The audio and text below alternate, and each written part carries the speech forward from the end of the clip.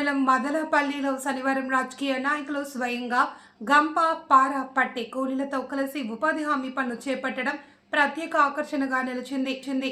రెండు తెలుగు రాష్ట్రాల జిల్లా కాంగ్రెస్ కమిటీ అధ్యక్షుల శిక్షణ కార్యక్రమంలో భాగంగా గ్రామానికి వచ్చిన నేతలు పని స్థలానికి వెళ్లి కూలీలతో చేయి కలిపి పనిచేశారు. ఈ కార్యక్రమంలో మీనాక్షి, నటరాజన్, ఎమ్మెల్యేలు బీర్లా ఐలయ్య, బొజ్జు, వంశరెడ్డి తదితరులు పాల్గొన్నారు. నాయకులు కూలీలతో కలిసి మట్టిని మోసి గంపలు ఎత్తి పనులు చేస్తూ వారి కష్టాలను తెలుసుకున్నారు. ఈ సందర్భంగా నేతలు మాట్లాడుతూ మహాత్మా గాంధీ పేరుతో అమలవుతున్న ఉపాధి హామీ పనులను యథావిధిగా కొనసాగించాలి అని డిమాండ్ చేశారు. కేంద్రంలోని భారతీయ జనతా పార్టీ ప్రభుత్వం రాష్ట్ర ప్రభుత్వంపై 40% కేటాయింపుల భారం మోపే ప్రయత్నం చేస్తుంది అని ఆరోపించారు. ఉపాధి హామీ పథకాన్ని బలహీనపరిస్తే పెద్ద ఎత్తున ఉద్యమాలు చేపడతామని హెచ్చరించారు. ఎప్పుడూ శీతలీకరణ గదుల్లో సమావేశాలు నిర్వహించే నాయకులు ఒక్కసారిగా కూలీల మధ్యకు వచ్చి గంబాపారా పట్టి పనులు చేయడం గ్రామంలో చర్చనీయాంశమైంది. ముఖ్యంగా మహిళా నాయకురాలైన మీనాక్షి, నటరాజన్ చురుకుగా పనులు చేయడం కూలీలను సైతం ఆశ్చర్యానికి గురి చేసింది.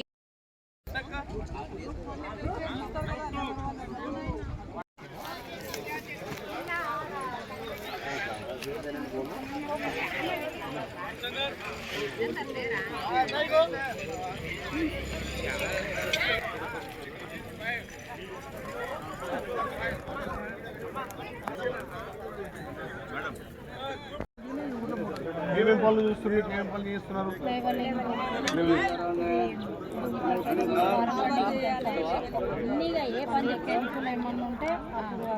ఎక్కడ వేస్తారు? బట్టి తీసి ఇక్కడ ఏ విలేజ్? మీ విలేజ్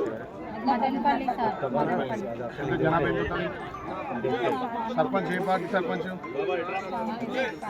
సరేనా? వరకు పోయిన సంవత్సరం ఎన్ని రోజులు చేసిన పని మీరు? పోయినసారి వర్షాలు పడ్డాయి కదా సార్, వర్షాలు పడ్డానికి తక్కువ చేసేది. రోజు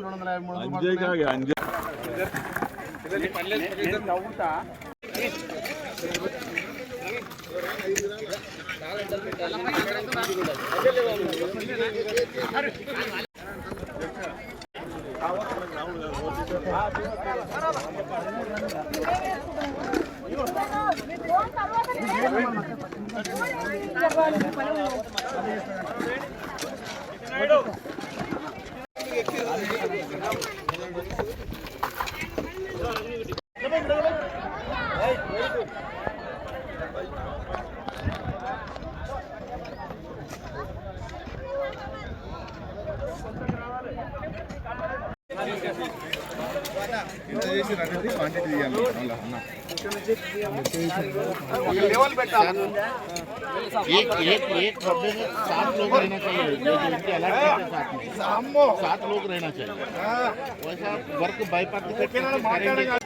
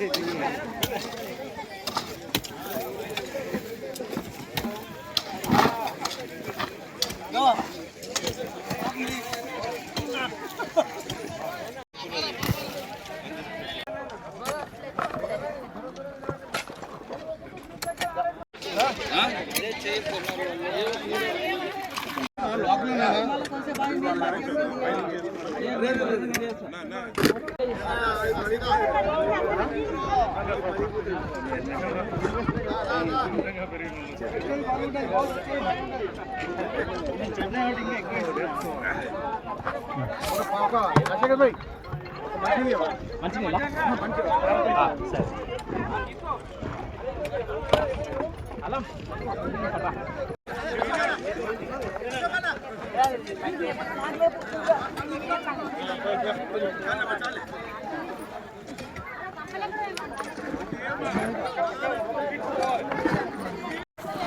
గత యూపీఏ గవర్నమెంట్ అప్పటి మన్మోహన్ సింగ్ గారు ప్రధానమంత్రిగా, యూపీఏ చైర్పర్సన్గా సోనియా గాంధీ గారు ఏ గ్రామంలో కరువు ఉండొద్దు, వలసలు పోవద్దు, ఏ గ్రామంలో ఆ పని హక్కుగా పని కల్పించాలనే లక్ష్యంతో ఈ నరేగా ఎంజీఎన్ఆర్ఎస్ పథకాన్ని ప్రవేశపెట్టినటువంటి కాంగ్రెస్ ప్రభుత్వం పేదోళ్లకు బుక్కెడు భూ పెట్టడం, వలసలు నివారించడం కోసం ఈ జాతీయ ఉపాధి హామీ పథకం చేపట్టారు. దీని ద్వారా ఏ గ్రామంలో ఆ గ్రామ పంచాయతీ గ్రామ సభ ద్వారా తీర్మానం చేసేటువంటి పని వాళ్లకు గుంతలు లెవెల్ చేయడం కానీ, చెట్లు తీసేయడం కానీ, వ్యవసాయ భూములు కూడా గుంతలు లేకుండా ఒక పంట పండే విధంగా చేసుకోవడం చాలా రైతులకు ఉపయోగపడడం, అదేవిధంగా నిరుపేదలైనటువంటి పేదలకు కూడా రోజు పనిగలిగే విధంగా ఈ ఎంజీఎన్ఆర్ఎస్ పథకం ఎంతో ఉపయోగపడుతుంది. మరి ఈ పథకాన్ని ఇప్పుడున్నటువంటి మోడీ ప్రభుత్వం, నిరంకుశ ప్రభుత్వం ఏమున్నా పేదోడు ఇంకా పేదోడిగా చేసి ధనికులకు కొమ్ముగాస్తున్నటువంటి ఈ మోడీకి బుద్ధి చెప్పాల్సిన అవసరం ఉంది. ఏమున్నా అనిల్ అంబానీ, అదానీ, అమెజాన్లకే ఊడిగం చేసి దేశ సంపద కూడా ఉన్నోన్నే ఇంకా ఉన్నత స్థాయికి తీసుకుపోతుంది. లేనోళ్లకు పట్టడన్నం పెట్టే ఈ ఎంజీఎన్ఆర్ఎస్ పథకాన్ని పూర్తిగా నీరుగార్చే విధంగా దీంట్లో ఉన్నటువంటి ప్రజలకు, పేద ప్రజలకు అక్కడ వచ్చే అన్నీ కూడా తీసేసి ధనికులకు వచ్చే విధంగా దీన్ని కూడా కార్పొరేట్ సంస్థలు చేస్తున్నటువంటి ఎంజీఎన్ఆర్ఎస్ పథకాన్ని నీరుగార్చినటువంటి మోడీకి భారతదేశ ప్రజలు బుద్ధి చెప్తారు. ముఖ్యంగా పేదోడి కోసం తెచ్చినటువంటి ఎంజీఎన్ఆర్ఎస్ తప్పకుండా 100 రోజులు గతంలో కల్పిస్తే మేము 120 రోజులు అంటున్నారు. మరి ఇదివరకు జాబ్ కార్డు వాళ్ళు 100 రోజులు కూడా పూర్తి అయినటువంటి వాళ్లకు 120 రోజులు ఎందుకు? మరి గతంలో కేంద్రం 90%, రాష్ట్రం 10% భరించేది. మరి ఇలా 60% కేంద్రం, 40% రాష్ట్రం అంటే రాష్ట్రం తన నిధులు లేకపోతే పేదోళ్ళకి ఏ రకంగా పని దొరుకుతుందో మరి కేంద్ర ప్రభుత్వం ఆలోచన చేయాల్సిన అవసరం ఉంది.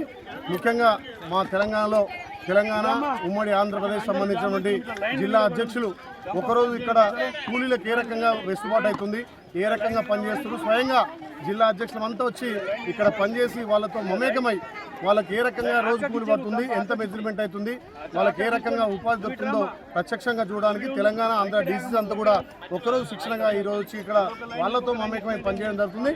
ఇదైనా ఒక 70 ఏళ్ళ పెద్ద మనిషి కూడా నేను ఎక్కడో వలస పోవాల్సిన అవసరం లేదు, బొంబాయో మా భీమండో ఎక్కడో దేశం పోవాల్సిన అవసరం లేదు, నా గ్రామంలోనే నా భూమి చదువును చేసుకొని నా భూమి పంటకు తెచ్చే విధంగా చేసుకుంటున్నామని చెప్పి సంతోషం వ్యక్తం చేస్తుండ్రు. ఈ పథకాన్ని ఇదే విధంగా కొనసాగాలి. మరి కేంద్రం ఒక దుర్మార్గపు ఆలోచనతోటి ఈ పథకాన్ని పేరు మార్చి ఎంజీని అంటే గాంధీ పేరు ఉండకుండా ఏదో వీపీజీ రామ్జీ అని దేవుని పేరు పెట్టినంత మాత్రాన మీరేం గొప్పలు గారు. తప్పకుండా పేదోడు కడుపు నింపే ఉండకుండా పేరు కాదు మార్చేది, పేదోడి తలరాతను మార్చు, పేదోడి బతుకును మార్చు. కానీ పేరు మార్చేంత మాత్రాన పేద ప్రజల బతుకులు మారాయి. ఏదైతే మహాత్మా గాంధీ పేరు ఉందో దాన్ని అట్నే కొనసాగిస్తూ గతంలో ఉన్నటువంటి నియమ నిబంధనలు పేదోడికి అక్కరొచ్చేటివి ఉండాలి తప్ప ఇలాంటి పేరు మార్చి నిబంధనలు మార్స్తే మాత్రం తప్పకుండా వచ్చే రోజుల్లో ప్రజలు బుద్ధి చెప్తారు. నేను గద్దె దించేది ఖాయం. మా భావి ప్రధాని రాహుల్ గాంధీ గారిని మళ్ళీ మేము ప్రధాని చేసుకొని పేద ప్రజలకు పట్టడం పెట్టే ఎంజీఎన్ఆర్ఎస్ను మళ్ళీ యథావిధిగా చేస్తామని చెప్పి మాట ఇస్తాం. ఇవాళ ఏఐసిసి ఆదేశాల మేరకు ఇవాళ వికారాబాదు అనంతగిరి కొండల్లో హరిత హోటల్లో రెండు రాష్ట్రాలకు సంబంధించిన డీసీ ట్రైనింగ్ క్యాంప్లో భాగంగా ఇవన్నీ కూడా ఈజీఎస్ వర్క్ చేస్తూ ఉన్నాం. కష్టం ఎంత కష్టం ఉంటుంది ఏమనేది మాకందరికీ రాజకీయ నాయకులకు, ఎమ్మెల్యేలకు, ఎంపీలకు అందరికి తెలవాల్సిన అవసరం ఉంది. ఈ స్కీమును పెట్టింది 2005లో, ఇంప్లిమెంటేషన్ 2006లో కాంగ్రెస్ పార్టీ పెట్టింది. దీన్ని నిర్వీర్యం చేయాలని ఈ ప్రభుత్వం, కేంద్ర ప్రభుత్వం, బీజేపీ ప్రభుత్వం చూస్తూ ఉంది. ఇది మాటికి తప్పుది. దీని మీద ఇప్పటికే కాంగ్రెస్ పార్టీ ఉద్యమం చేపట్టాం. అందులో భాగంగానే ఇవాళ ఇక్కడ ఈ మన్రేగా కార్యక్రమం ఎట్లా ఉంటుంది, ఏ రకంగా స్వయంగా మేమే పనిచేసి, మేమే పారేసి, మేమే తట్టబెట్టి, మేమే మోసుకుంటూ పని చేస్తూ ఉన్నాం. దీనికి ఎంత కష్టపడితే వాళ్ళ కూలి పడతారు అనేది వాళ్ళు మేము ప్రాక్టికల్గా చూస్తూ ఉన్నాం. ఇది ట్రైనింగ్లో భాగంగా ఆంధ్రప్రదేశ్, అదేవిధంగా తెలంగాణ రాష్ట్రం డీసీసీ అధ్యక్షులు ట్రైనింగ్లో భాగంగా ఈ ఫీల్డ్ విజిట్ చేయడం జరిగింది. ఫీల్డ్ విజిట్ మేమందరం కూడా కొత్తగా పనిచేస్తాం. ఇదంతా చూడండి. ఇది ఎందుకు చెప్తున్నానంటే మన్రేగా కూలీలకు ఎంత వర్క్ ఉంటుంది, ఎంత పని చేస్తారు అనేది వాళ్ళకి నిజంగా కూలి దక్కాలి. 100 రోజులు కాకుండా 150 రోజులు కూలి కూడా పెంచాలని డిమాండ్ చేస్తూ ఈ కార్యక్రమాన్ని శ్రీకారం చుట్టాం. Thank you. మహాత్మా గాంధీ జాతీయ ఉపాధి హామీ ఆనాటి చైర్పర్సన్ సోనియా గాంధీ గారు, శ్రీమతి, అదేవిధంగా ప్రధానమంత్రి మన్మోహన్ సింగ్ గారి ఆధ్వర్యంలో ప్రారంభించడం అనేది జరిగింది. ఈ ఉపాధి హామీ పథకం వల్ల చాలామంది పేదలు బతుకు జీవనం కోసం విదేశాలకు వెళ్ళేటువంటి వాళ్ళు కూడా తిరిగి వచ్చి ఉపాధి హామీ పథకం చేసే వాళ్ళు చాలామంది ఉన్నారు. ఈ రోజుకి ఉపాధి హామీ పథకం ద్వారా వ్యవసాయ క్షేత్రాల్లో రాళ్ళు ఎరగడం కావచ్చు, రాళ్ళ కట్టలు ఏర్పాటు చేయడం కావచ్చు, పొద్దులు చేయడం కావచ్చు, అదేవిధంగా నాణ్యం తవ్వడం కావచ్చు. దీని ద్వారా వారానికి ఒక రోజు ఉపాధి కల్పించాలి. అంటే 100 రోజులు పని కల్పించి వారానికి ఒకసారి పేమెంట్ చేసే విధంగా ఈ యొక్క స్కీమ్ అనేది ఉపయోగపడుతుంది. మరి ఈ స్కీమ్లో నేను కూడా స్వయంగా మా తల్లిదండ్రులతో పనిచేసిన వ్యక్తిగా ఆ రోజుల్లో ప్రతిరోజు ఉదయమే లేచి పోయి 9-10 గంటల పనిచేసి ఇంటికి వెళ్ళటం వల్ల ఈ పథకం ద్వారా నేను కూడా నల్గొండ ప్రాంతంలో బత్తాయి తోటలో పనిచేసే వ్యక్తిగా ఒక వలస కూలీగా వచ్చిన తర్వాత ఉపాధి హామీ పథకం వచ్చిన తర్వాత తిరిగి నా సొంత గ్రామానికి వెళ్ళడం అనేది దాంతో మా తల్లిదండ్రులకు ఆశ్రయంగా ఉన్నటువంటి ఈ పథకం ప్రస్తుత పరిస్థితుల్లో కొంత నీరుగారేటువంటి పరిస్థితి ఉన్నటువంటి బీజేపీ ప్రభుత్వం యొక్క మహాత్మా గాంధీ పేరు కూడా చదివించి 120 రోజులకు పేరు చెప్పేసి 100 రోజులు కూడా డబ్బులు చెల్లించిన పరిస్థితి మనకు కనబడుతుంది. తప్పకుండా ఉపాధి హామీ పథకాన్ని గతంలో ఉన్న విధంగా విధంగా కొనసాగిస్తే ఈ యొక్క దేశ పౌరులు ఎవరైతే ఉపాధి హామీ మీద బతికే కుటుంబాలకు న్యాయం చేసిన వాళ్ళు అవుతారు. తప్పకుండా గతంలో ఉన్నట్టు పని దినాలు పెంచడంలో తప్పలేదు, కానీ దానికి తగ్గట్టు వేతనం కూడా ఉండాలి.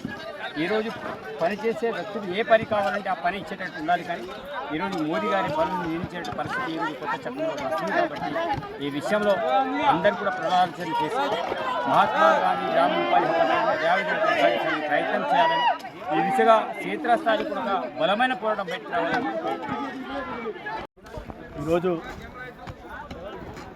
ఉమ్మడి ఆంధ్రప్రదేశ్ డిసిసిల అధ్యక్షులందరూ హరిత వికారాబాద్ జిల్లా వికారాబాద్ నియోజకవర్గం హరిత రిసార్ట్లో 21 తారీఖు నుంచి 2 తారీఖు వరకు ట్రైనింగ్ ప్రోగ్రాం ఉంది.